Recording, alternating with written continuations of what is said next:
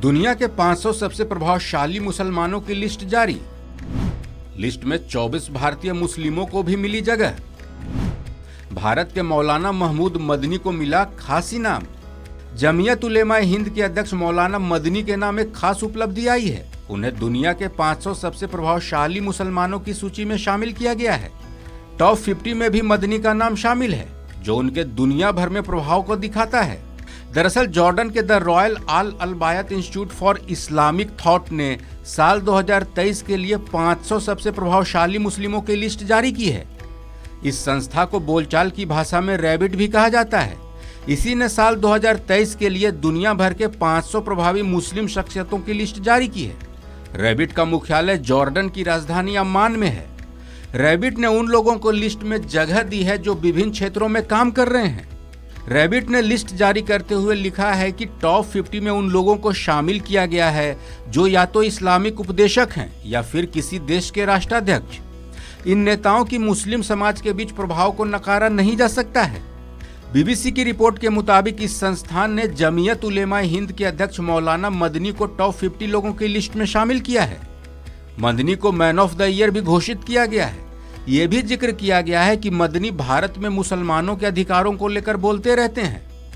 आतंकवाद के लिए जिहाद शब्द के इस्तेमाल का भी विरोध करते हैं। मदनी इस्लामोफोबिया के खिलाफ भी मुखर रहते हैं। इसके अलावा भारत में धर्म के आधार पर मुसलमानों से भेदभाव का भी कई मौकों पर विरोध करते देखे जा चुके हैं।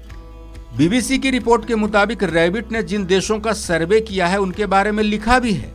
रिपोर्ट में भारत की आलोचना भी की गई है। रिपोर्ट में यह भी लिखा गया है कि भारत में सरकार इस्लामोफोबिया को कहीं ना कहीं आगे बढ़ाने का काम कर रही है। भारत को हिंदू राष्ट्र बनाने के भी आरोप लगाए गए हैं।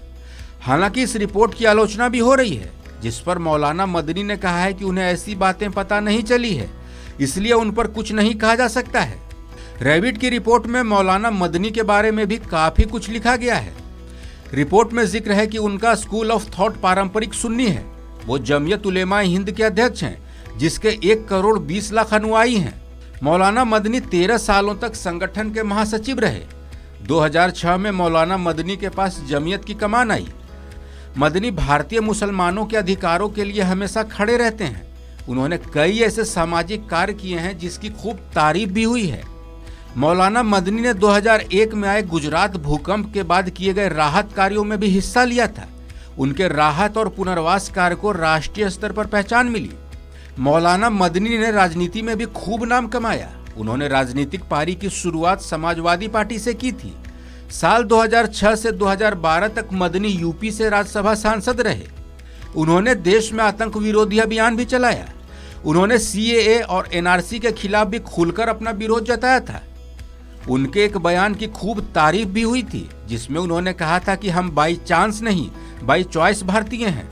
हमने भारत को चुना है। जिन्ना इंडिया के मुसलमानों का जनाजा पढ़कर गए थे। मौलाना मदनी ने ज्ञानवापी मस्जिद के मुद्दे पर भी अपनी बातें रखी थी। उन्होंने सलाह दी थी कि ऐसे मुद्दे को सड़क पर नहीं लाया जाए। सार्वजनिक प्रदर्शनों से बचने की कोशिश की जाए। ऐसे मामलों पर भड़काऊ बहस और सोशल मीडिया पर बयानबाजी करना देश के हित में नहीं है। इन सब के बीच दुनिया के 500 सबसे प्रभावशाली मुसलमानों की सूची में मौलाना मदनी को शामिल किया गया है। उन्हें टॉप 50 में भी जगह मिली है, जो उनके प्रभाव को दिखाता है। इस खबर में फिलहाल इतना ही। अपडेट्स के लिए देखते रहिए वन इंडिया हिंदी।